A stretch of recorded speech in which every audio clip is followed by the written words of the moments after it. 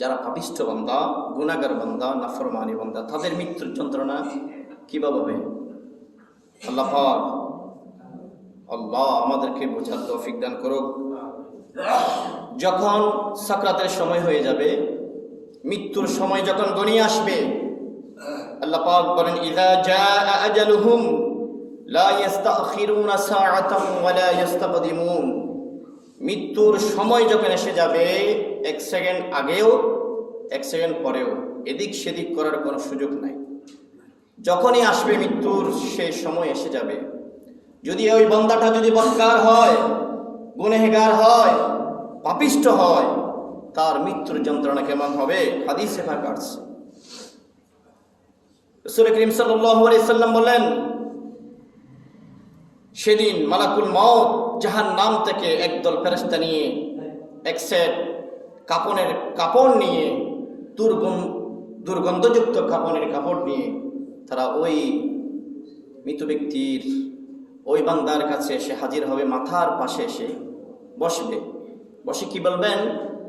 ইয়া আইয়াতুহান নাফসুল খবিস, হে পাপিষ্ঠ আত্মা, তুমি দুনিয়াতে গুনাহ করেছো, তুমি দুনিয়াতে গুনাহ ছাড়া কিছু করো নাই, অন্যায়ের মধ্যে তুমি লিপ্ত ছিলে।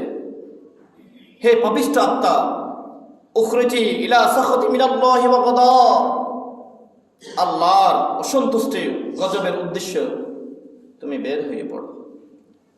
মালাকুল মউত ওই জাহান্নাম থেকে যে ফেরেশতা নিয়ে আসছে, দুর্গন্ধ যুক্ত ওই কাপড় নিয়ে যে আসছে, তার মাথার পাশে সে বলবে, কি বলবে? আল্লাহ পাক পবিত্র কালামে পাকে সেটি নোট করে দিয়েছেন আমাদের। সূরা কিয়ামা আয়াত নম্বর 26। আল্লাহ পাক বলেন, কাল্লা ইযা বালাগাতিত তারাকিয়া ওয়া কিলা মান রাক ওয়া যান্না আন্নাহুল ফিরাক ওয়ালতাফাতিস সাকু বিস-সাক। যখন মালাকুল মউত ওই বান্দার কাছে যখন এসে মাথার পাশে এসে যখন শুয়ে শুয়ে বলবে, হে পাপিষ্ঠ আত্মা, হে পাপিষ্ঠ বান্দা, তুমি দুনিয়াতে গুনাহ ছাড়া কিছুই করো নাই, দুনিয়াতে পাপ কাজের মধ্যে লিপ্ত ছিলে, আজকে আমি জাহান্নাম থেকে তোমার জন্য কাপড় নিয়ে আসলাম, কাপড়ের কাপড় নিয়ে আসলাম, দুর্গন্ধযুক্ত কাপড় নিয়ে আসলাম। মালাকুল মউত যখন তার পায়ের দিকে, তার পায়ের গোড়ালে দিয়ে এমন চাপ দিবে, যেই চাপ দেওয়ার পরে তার রূহটা পলায়ন করার জন্য তখন চামড়ার নিচে চলে আসবে, ওই বান্দা অনুভূতি করবে কি পৃথিবীর যত পাহাড় পর্বত রয়েছে, সব পাহাড় পর্বত যেন তার বুকের উপর চাপিয়ে দিয়েছে। সবাই বলেন না নাউযুবিল্লাহ। তাহলে সে অনুভূতি করবে যে পুরো পৃথিবীর যত পাহাড় রয়েছে সব মনে হয় আজকে আমার উপর চাপিয়ে দেওয়া হয়েছে ওই বান্দাকে। শুধু তাই না, ওই রূহ যখন চামড়ার নিচে যখন আশ্রয় নেবে, চামড়ার দিকে যখন আরেকটি চাপ দিবে মালাকুল মউত, তখন ওই মালাকুল মউত চাপ দেওয়ার সাথে সাথে ওই রূহ চলে যাবে পশম রোমের মধ্যে চলে যাবে। তখন ওই চামড়া এমন ভাবে হবে যেভাবে জীবন্ত মানুষকে, জীবন্ত কোনো প্রাণীকে ছিঁড়ে ফেললে যেভাবে কষ্ট লাগে, তার চেয়ে বেশি কষ্ট অনুভূতি হবে। শুধু তাই না, এরপরে যখন চামড়া এবং পশমের মধ্যে যখন চাপ দেওয়া হবে, পুরো পৃথিবীর যত চাপ রয়েছে সব চাপ যখন সে অনুভূতি করবে যে আজকে আমাকে বাঁচাবার জন্য কেউ নাই। আল্লাহ পাক বলেন, কাল্লা ইযা বালাগাতিত তারাকিয়া ওয়া কিলা মান রাক। ওই রূহ যখন কোথাও যেতে না পেরে যখন গলার দিকে চলে আসবে, কণ্ঠনালীর কাছে যখন চলে আসবে ওই প্রাণ, সেজন্য আপনারা দেখেছেন যারা সাকরাতের সময় যখন মালাকুল মউত এসে হাজির হয়ে যায়, তখন তার চোখ, তার মুখ এমন ভয়ঙ্কর হয়ে যায়, সেই ভয়ে লাল হয়ে যায় চোখগুলা। রূহ যখন গলার কাছাকাছি চলে আসবে, সেদিক দিয়ে চাপাচাপি যখন দিবে, এই রূহ গলার কাছাকাছি চলে আসবে। সেজন্য আমরা বলি না মৃত্যুর সময় গড়গড়ি এসে গেছে, ঘর এসে গেছে, তার মানে মৃত্যুর সময় হয়ে গিয়েছে। ওয়াযান্না আন্নাহুল ফিরাক, সে বলবে আমার মৃত্যুর সময় হয়ে গিয়েছে, আমাকে চলে যেতেই হবে। আজকে কে আছে আমাকে জারপুক করে আমাকে মৃত্যু থেকে আটকাবে? কেউ নাই। আল্লাহ পাক বলেন ওয়াল তাফাতিস সাকু বিসাক, আর পায়ের গোড়াগুলি এক গোড়ার সাথে অন্য গোড়া লেগে একেবারে নিস্তব্ধ হয়ে, শরীর যখন নিস্তব্ধ হয়ে যাবে, যখন পায়ের গোড়াগুলো ছেড়ে দিবে, সেজন্য যখন রূহ কবজ হয়ে যায়, তার হাত পা একেবারে ছেড়ে দিয়ে এইভাবে হয়ে যায়। ওই যন্ত্রণা কত কষ্টদায়ক! এটি হচ্ছে পাপিষ্ঠ যারা, তাদের মৃত্যুর যন্ত্রণা হবে এভাবে।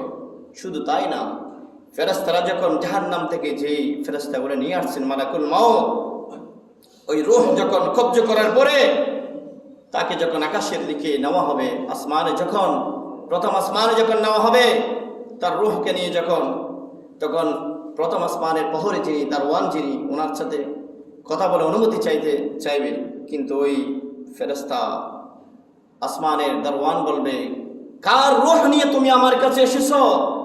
যার রূহ এত গন্ধ, এত দুর্গন্ধ, এই দুর্গন্ধযুক্ত রূহ তুমি কোত্থেকে আনলে? মালাকুল মউতকে বলবে। তখন মালাকুল মউত আবার আকুতি করবে, এটি ইল্লিনে রাখার জন্য যাচ্ছি। ওই আসমানের প্রহরী ফেরেশতা বলবে, আজকে ওই দুর্গন্ধযুক্ত রূহ ইল্লিনে রাখা যাবে না, এমন শক্তভাবে ধাক্কা দিবে যেই ধাক্কার সাথে সাথে ওই রূহ, ওই আত্মা মাটির নিচে ৭০,০০০ গজ সিজ্জিনের মধ্যে, যাদের রূহ জাহান্নামীদের রূহ যেখানে রাখা হয় সিজ্জিনের মধ্যে নিক্ষিপ্ত করা হবে। সবাই বলেন না আউযুবিল্লাহ। তাহলে আকাশের দিকে যখন নেওয়া হবে, ওই আকাশ থেকে আসমানের ফেরেশতা এই রূহকে এমন ভাবে ধাক্কা দিবে, এক ধাক্কায় ৭০,০০০ গজ মাটির নিচে এই রূহ সিজ্জিনের মধ্যে পতিত হবে। এক নম্বর বললাম। দুই নম্বর কি বললাম? যারা আল্লাহওয়ালা তাদের মৃত্যুটা কেমন হবে শুনুন সেটা। এটা হচ্ছে পাপিষ্ঠ বান্দাদের মৃত্যু। এবার ভাবে যেহেতু সময় সংক্ষেপ, আমি সংক্ষেপে বলে যাচ্ছি। যারা নেককার আল্লাহওয়ালা, যারা নামাজ পড়েছে, কোরআন তেলাওয়াত করেছে, হজ যাকাত হক হালাল মতে চলেছে, তাদের মৃত্যুর যন্ত্রণা কেমন হবে? ঠিক জান্নাত থেকে মেশকা আম্বরের সুগন্ধি নিয়ে এক সেট তার মৃত্যুর কাপড় নিয়ে আসবে ফেরেশতারা।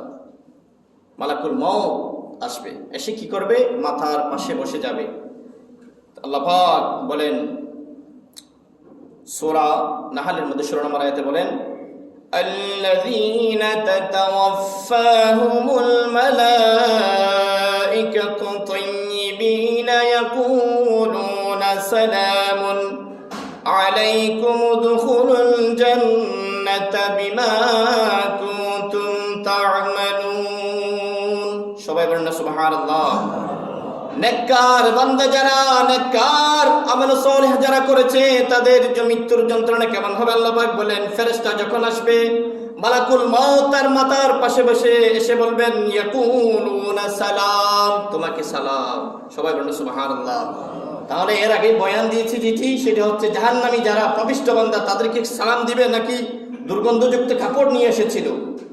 আর নেককার যারা আমল সালেহ করছে, আল্লাহকে ভয় করেছে সব কাজের মধ্যে, তাদেরকে মালাকুল মউত এসে সালাম দিবেন, ইয়াকুলুনা সালামুন আলাইকুম উদখুলুল জান্নাতা বিমা কুনতুম তা'মালুন। হে আল্লাহর বান্দা, নেককার বান্দা, তোমার উপর সালাম, তুমি প্রস্তুতি গ্রহণ করো, জান্নাতে প্রবেশ করার জন্য প্রস্তুতি গ্রহণ করো। সবাই বলেন সুবহানাল্লাহ। তোমাকে জান্নাতে নেওয়া হবে, আল্লাহর ওয়াদা। তুমি যে দুনিয়ার